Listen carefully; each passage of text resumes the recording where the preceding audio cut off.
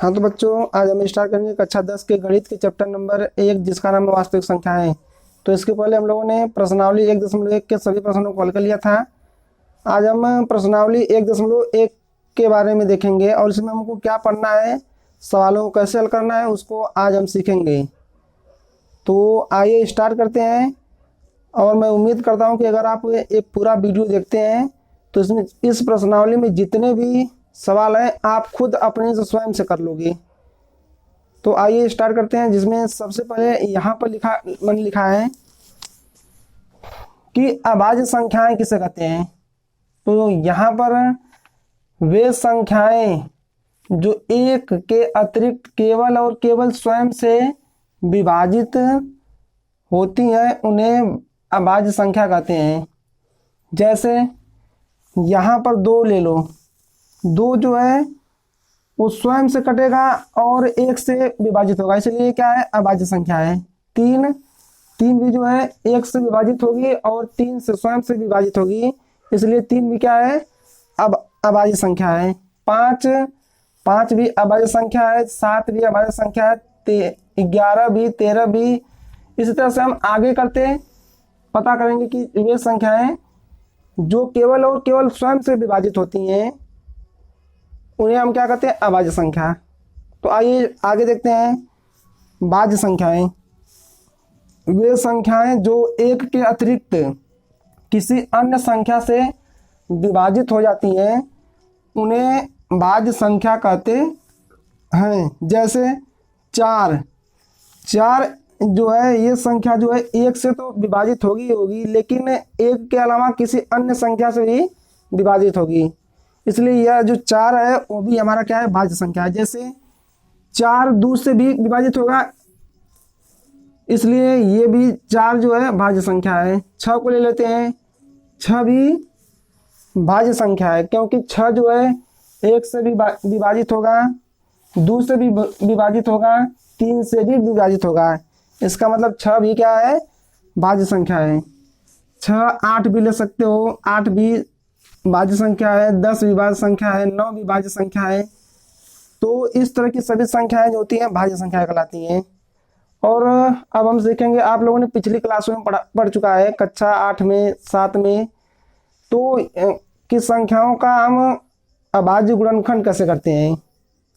अगर नहीं सीखा है तो आइए हम स्टार्ट करते हैं। यहाँ पर देखेंगे कि अभाज्य संख्याओं का गुणनखंड हम कैसे ज्ञात करते हैं।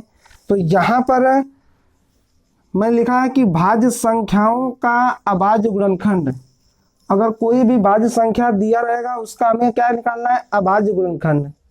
तो कैसे निकालते हैं, आइए स्टार्ट करते हैं। सबसे पहले हम देख रहे हैं कि जैसे कोई भाज्य संख्या हम ले लेते हैं। यहाँ पर कोई भाज्य संख्या, जैसे मैंने ले लिया यहाँ पर 300, यह जो है भाज्य संख्या और इसका हम अभाज्य गुणनखंड करेंगे।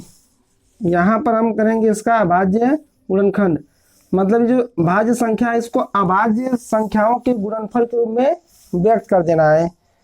तो यहाँ पर जो हमने संख्या 300 लिया है, इसको हम सबसे पहले विभाजित करेंगे संख्याओं से, अभाज्य संख्याओं से विभाजित करेंगे।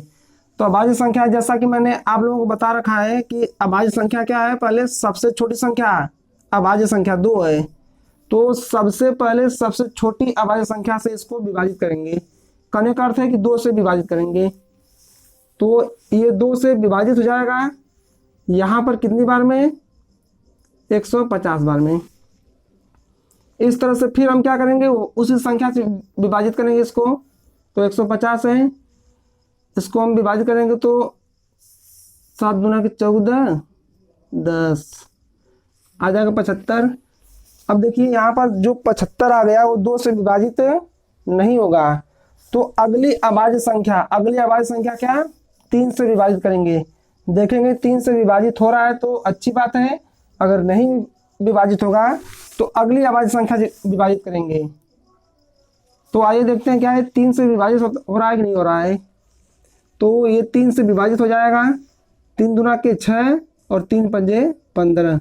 फिर इसको 3 से विभाजित करेंगे, जो कि 25 जो है 3 से विभाजित नहीं होगा, इसलिए हम क्या करेंगे कि अगली अभाज्य संख्या से विभाजित करेंगे इसको, मतलब 5 से।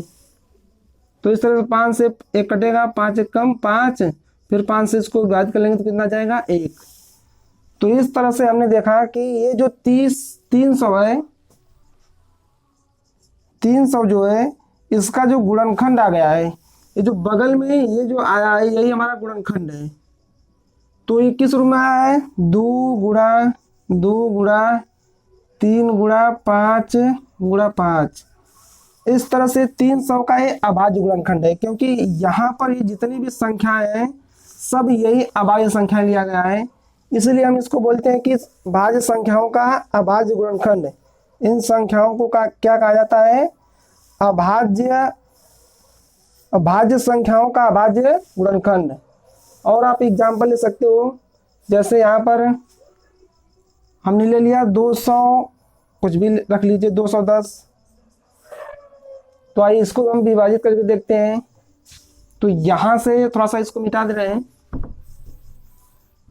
तो 210 हम इसको विभाजित करेंगे तो देखिए क्या क्या आएगा। 1 मिनट। हाँ, तो 210 का हम अभाज्य गुणनखंड करेंगे। तो सबसे पहले वही काम करेंगे कि अभाज्य संख्या सबसे छोटी अभाज्य संख्या से विभाजित करेंगे, जैसे कि 2 से। तो ये 2 से हम इसको विभाजित कर रहे हैं, विभाजित हो जाएगा। जैसे यहाँ पर 1 0 5। फिर हम क्या करेंगे कि फिर इसी अभाज्य संख्या से विभाजित करेंगे। तो यहाँ पर 2 से विभाजित नहीं होगा, इसलिए अगली अभाज्य संख्या 3 से इसको हम क्या करेंगे, विभाजित करेंगे। तो ये पूरी संख्या जो है 3 से विभाजित हो जाएगी। 3 त्रिका 9, 3 पंजे 15। तो फिर इस तरह से यहाँ पर 35 आ गया। फिर इसी 3 से विभाजित करेंगे, जो कि 3 से विभाजित नहीं होगा। 5 से काटेंगे इसको, किससे काटेंगे, 5 से। तो 5 से कट जाएगा 5 7 35। फिर 7 से काटेंगे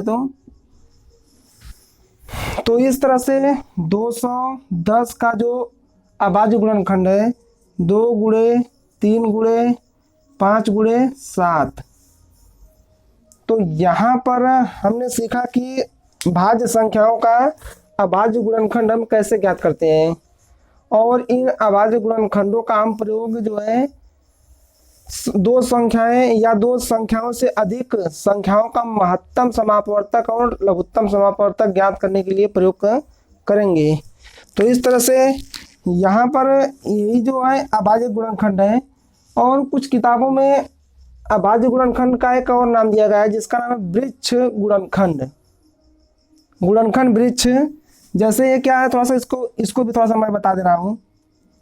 तो यहाँ पर जैसे 210 ही था, इसका हमें अभाज्य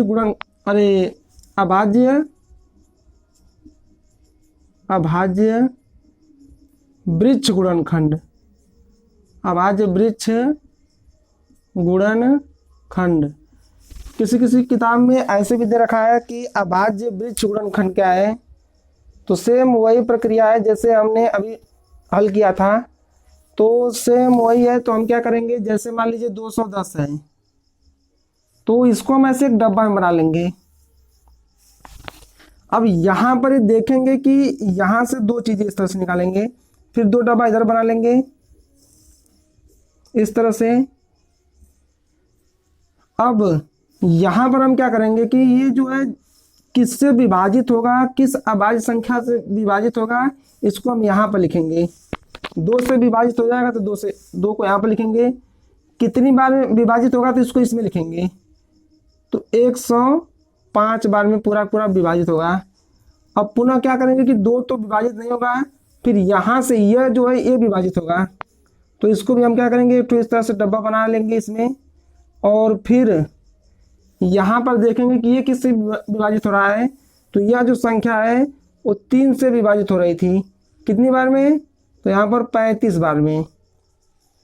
3 तो किसी संख्या से विभाजित नहीं होगा, इसलिए पुनः हम क्या करेंगे कि 35 का भी अभाज्य गुणनखंड करेंगे।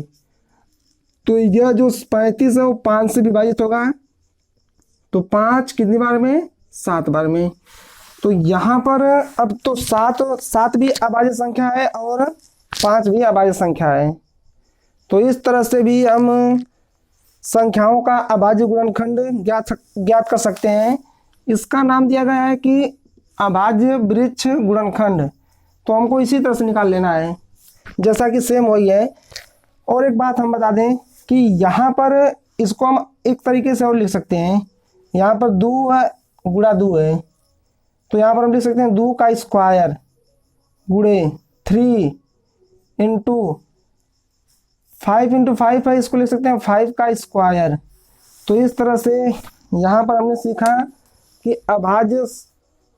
भाज्य संख्याओं का अभाज्य गुणनखंड हम कैसे ज्ञात करते हैं। तो अब हम बच्चों बात करेंगे कि अभाज्य गुणनखंडों का प्रयोग करके हम 2 संख्याएं या 2 संख्याओं से अधिक संख्याओं का महत्तम समापवर्तक कैसे ज्ञात करते हैं। तो आइए देखते हैं। तो हाँ, तो बच्चों हमने कहा था कि अभाज्य गुणनखंड विधि से महत्तम समापवर्तक और लघुत्तम समापवर्तक ज्ञात करना है। तो यहाँ पर 2 या 2 से अधिक संख्याओं का हम अभाज्य गुणनखंड का प्रयोग करके लघुत्तम समापवर्तक और महत्तम समापवर्तक कैसे ज्ञात कर सकते हैं, आइए उसके देखते हैं। तो यहाँ पर मैंने क्या लिखा है कि 2 या 2 से अधिक संख्याओं का महत्तम समापवर्तक। 2 या 2 से अधिक संख्याओं का जो महत्तम समापवर्तक होता है वह जो होता है संख्याओं के गुणनखंडों में से उभयनिष्ठ का मतलब कॉमन प्रत्येक अभाज्य गुणनखंड की न्यूनतम घात का गुणनफल। इसका कहने का मतलब यह है कि 2 या 2 से अधिक जो संख्याएं दी रहेंगी उसका हम सबसे पहले अभाज्य गुणनखंड करेंगे, और अभाज्य गुणनखंड में से जो दोनों संख्याओं में कॉमन होगी और उसकी सबसे न्यूनतम घात का जो गुणनफल होगा वही कहलाता है महत्तम समापवर्तक। अब यहाँ पर क्या है, लघुत्तम समापवर्तक। तो आइए देखते हैं 2 या 2 से अधिक संख्याओं का लघुत्तम समापवर्तक मतलब LCM। तो यहाँ पर 2 संख्याओं के गुणनखंडों में से प्रत्येक अभाज्य गुणनखंड की सबसे बड़ी घात का गुणनफल। कहने का मतलब यह है कि अगर 2 संख्याएं हैं और दोनों संख्याओं का हमें लघुत्तम समापवर्तक ज्ञात करना है, तो उनके प्रत्येक गुणनखंडों में से सबसे बड़ी घातों का गुणनफल जो होगा वही क्या कहलाता है, लघुत्तम समापवर्तक। जैसे उदाहरण देखते हैं, जैसे अगर कोई भी 2 संख्या ले लेते हैं हम, जैसे 2 संख्याओं का सबसे पहले हम 2 संख्याओं का लघुत्तम समापवर्तक और महत्तम समापवर्तक निकालते हैं। तो जैसे मैंने लिया पहली संख्या 120 और 144। तो यहाँ से हम क्या करेंगे, सबसे पहले दोनों का अलग अलग अभाज्य गुणनखंड ज्ञात करेंगे। तो यहाँ पर सबसे पहले हम दोनों का अलग अलग अभाज्य गुणनखंड ज्ञात कर लेते हैं। तो 120 है, इसको हम 2 से काटेंगे, 60 बार में कटेगा, फिर 2 से काटेंगे, 30 बार में कटेगा, फिर 2 से काटेंगे तो 15 हो जाएगा, फिर 3 से काटेंगे तो 5, फिर 1। तो इस तरह से यहाँ पर 120 का जो गुणनखंड आ गया उसमें 2 कितनी बार सम्मिलित है, तो 3 बार है। तो इसको ले सकते हैं 2 के घाते 3 अगुणे 3 अगुणा 5। तो इस तरह से 120 का गुणनखंड होगा। यहाँ पर हम कर लेते हैं 140 का। तो 140 का गुणनखंड करेंगे, 2 से विभाजित करेंगे इसको, 7 2, फिर 2 से काटेंगे, 3 और 6, फिर 2 से विभाजित करेंगे तो 18, फिर 2 से विभाजित करेंगे 9, फिर 3 से 3, फिर 3 से 1। तो इस तरह से यहाँ पर 144 का जो गुणनखंड आ गया, इसमें ये 2 जो है वो 4 बार सम्मिलित है तो 2 के घाते 4 गुणे 3 जो है 2 बार सम्मिलित है तो 3 के घाते 2। तो इस तरह से हमने अभाज्य गुणनखंड ज्ञात कर लिया। तो ऊपर जो मैंने लिखा है उसी का हम पालन करके इन दोनों संख्याओं का महत्तम समापवर्तक लिखेंगे 120 और 144 का महत्तम समापवर्तक HCF। तो मैंने क्या लिखा है कि संख्याओं के गुणनखंडों में से उभयनिष्ठ प्रत्येक अभाज्य गुणनखंड की न्यूनतम घात का गुणनफल, इसमें से उभयनिष्ठ संख्या हमें प्राप्त करनी है। उभयनिष्ठ अभाज्य गुणनखंड इसमें से कौन सा है? देखिए 2 ऊपर वाले में भी है, 2 नीचे वाले में भी है, तो दोनों में उभयनिष्ठ है। यहाँ भी 3 है, यहाँ भी 3 है, तो दोनों में 3 उभयनिष्ठ है, 5 तो ले नहीं है। तो यहाँ पर 2 की सबसे बड़ी घात जो है 3 है और 2 की सबसे बड़ी घात क्या है? 4 है। तो यहाँ पर हमें सबसे न्यूनतम वाली घात लेनी है, छोटी वाली घात।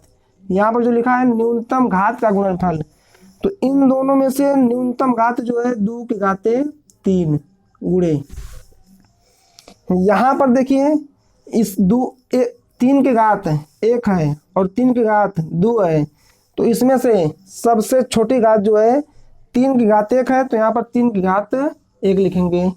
इस तरह से यहाँ पर इसका जो महत्तम समापवर्तक आएगा इसको हम लिख सकते हैं 2 गुणे 2 गुणा 2 गुणा 3, 2 दूना के 4, 4 तिहाई 2 दूना के 4, 4 दूना के 8, 8 त्रिका 24। तो इस तरह से इन दोनों का जो महत्तम समापवर्तक आ गया वो 24 आ गया। अब देख रहे हैं लघुत्तम समापवर्तक, थोड़ा सा मैं इसको मिटा दे रहा हूँ। तो इन्हीं दोनों का हम निकालेंगे लघुत्तम समापवर्तक। लघुत्तम समापवर्तक मतलब LCM। तो यहाँ पर जो लिखा गया संख्याओं के अभाज्य गुणनखंडों में से प्रत्येक अभाज्य गुणनखंड की सबसे बड़ी घात का गुणनफल। कहने का मतलब यह है कि इसमें सभी अभाज्य गुणनखंडों को लेना है, लेकिन उनकी सबसे बड़ी घात को। ये देखिए ये दोनों में कॉमन है, तो यहाँ पर दोनों में से सबसे बड़ी घात कौन सी है? 2 की घात 4 है, तो यहाँ पर लिख सकते हैं 2 की घात 4 गुणे। यहाँ पर 3 की घात सबसे बड़ी कौन है? 2 है, तो 3 की घात हम तो लिख सकते हैं 2 गुणे। यहाँ पर 5 है, केवल इसमें है, इसमें नहीं है, लेकिन यहाँ पर जो है हमको उभयनिष्ठ से नहीं मतलब है, यहाँ पर हमको सभी अभाज्य गुणनखंडों को लेना है, तो यहाँ पर हम 5 को भी लिख लेंगे। तो इस तरह से हम इसको हल करें तो यहाँ पर इसको हल करोगे तो 16 आ जाएगा, यहाँ पर 9 आ जाएगा, यहाँ पर 5। तो 16 का गुणा 5 में कर लें, 16 पच्चे 80, फिर गुणा 9, 9 का गुणा कर लेते हैं 9 8 72, तो 220 जो है इन संख्याओं का लघुत्तम समापवर्तक आ जाएगा। तो इस तरह से हमने देखा कि 2 संख्याओं का लघुत्तम समापवर्तक और महत्तम समापवर्तक कैसे ज्ञात करेंगे। अब इसके आगे जो है इसके आगे हम देखेंगे कि 2 संख्याओं के बीच लघुत्तम समापवर्तक और महत्तम समापवर्तक में संबंध क्या होता है उसको देखेंगे। तो आइए वो संबंध क्या होता है थोड़ा सा मैं इसको बता दे रहा हूँ। यहाँ पर क्या है कि 2 संख्याओं के बीच महत्तम समापवर्तक और लघुत्तम समापवर्तक में संबंध। तो 2 संख्याओं के बीच लघुत्तम समापवर्तक और महत्तम समापवर्तक संबंध क्या होता है? तो ये जो होता है 2 संख्याएं, यहाँ पर कितनी संख्याएं हैं? 2 संख्याएं हैं। उन दोनों संख्याओं का लघुत्तम समापवर्तक और महत्तम समापवर्तक में संबंध क्या होता है, तो उसको यहाँ पर मैं लिख दे रहा हूँ कि पहली संख्या का गुणनफल, पहली संख्या गुणे दूसरी संख्या, मतलब पहली संख्या का गुणनफल और दूसरी संख्या का, पहली संख्या और दूसरी संख्या का गुणनफल, इन दोनों लघुत्तम समापवर्तक और महत्तम समापवर्तक के बराबर होता है। महत्तम समापवर्तक HCF गुणे लघुत्तम समापवर्तक मतलब LCM। इस तरह से ये जो है दो संख्याओं के बीच जो है संबंध होता है। तो यहाँ पर इस पे सवालों को कैसे हल करेंगे, यहाँ पर देखो पहली संख्या दूसरी संख्या है, उन दोनों का लघुत्तम समापवर्तक महत्तम समापवर्तक, इसमें से तीन चीजें हैं, सवाल में तीन चीजें आपको देगा और एक चीज आपको निकालनी होगी। चाहे अगर पहली संख्या दे दिया दूसरी संख्या दे दिया, उन दोनों का महत्तम समापवर्तक दे रखा है, तो आपसे पूछ लेगा कि इसका लघुत्तम समापवर्तक क्या होगा। तो आप लोग आसानी से निकाल सकते हैं। अगर मान लीजिए कि इसमें दोनों संख्याओं का लघुत्तम समापवर्तक महत्तम समापवर्तक दे दिया, उसमें से पहली संख्या दे दिया, तो तुमसे पूछ लेगा कि दूसरी संख्या क्या है, तो उसे ज्ञात कीजिए। तो इस तरह के सवालों को हम एकदम आसानी से हल कर लेंगे। आइए एक सवाल इसमें भी देख लेते हैं। तो जैसे यहाँ पर सवाल एक रख लेते हैं, यहाँ पर तो एक सवाल मैं लिख देता हूँ पहले थोड़ा सा। तो यहाँ पर सवाल देखिए क्या लिखा है कि यदि महत्तम समापवर्तक 35, 45 = 5 तथा लघुत्तम समापवर्तक 35, 45 = 63 गुणे A है, तो A का मान ज्ञात कीजिए। तो इस तरह से यहाँ पर जो लिखा है पहले इसको समझ लीजिए कि दो संख्याएं हैं, यहाँ पर 35 है और 45 है, इन दोनों का महत्तम समापवर्तक जो है 5 है, और इन्हीं दोनों का 35 और 45 इन्हीं दोनों का लघुत्तम समापवर्तक जो है 63 गुणे A है। तो यहाँ पर A जो है विलुप्त है, इसी A का मान हमें ज्ञात करना है। तो हम जानते हैं कि सूत्र क्या होता है, पहली संख्या गुणे दूसरी संख्या बराबर लघुत्तम समापवर्तक गुणे महत्तम समापवर्तक। तो इस तरह से पहली संख्या यहाँ पर कितना है, 35 है, 35 गुणे दूसरी संख्या 45 बराबर इन दोनों का लघुत्तम समापवर्तक 63 गुणे A गुणे महत्तम समापवर्तक 5 है। तो इस तरह से यहाँ पर 63 और 5 इधर गुणा में इसको पक्षांतर करेंगे तो इधर आएगा तो भाग में हो जाएगा। तो 35 गुणे 45 बटे में 63 गुणे 5 बराबर A। तो इस तरह से यहाँ पर इसको हम कैलकुलेशन करेंगे तो A का मान निकल जाएगा। तो 7 × 5 = 35, 7 × 9 = 63 और ये 9 × 5 = 45। तो इस तरह से सब कट पीट के A का मान कितना आ गया, 5।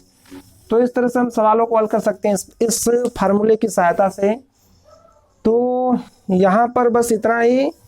अब अगले वीडियो में हम देखेंगे कि एक्सरसाइज 1.1 के प्रश्नों को कैसे हल करना है, और उम्मीद करते हैं कि अगर आप लोग इसको कायदे से अगर देख लेंगे तो एक्सरसाइज 1.1 अपने से हल कर लेंगे। थैंक यू, धन्यवाद।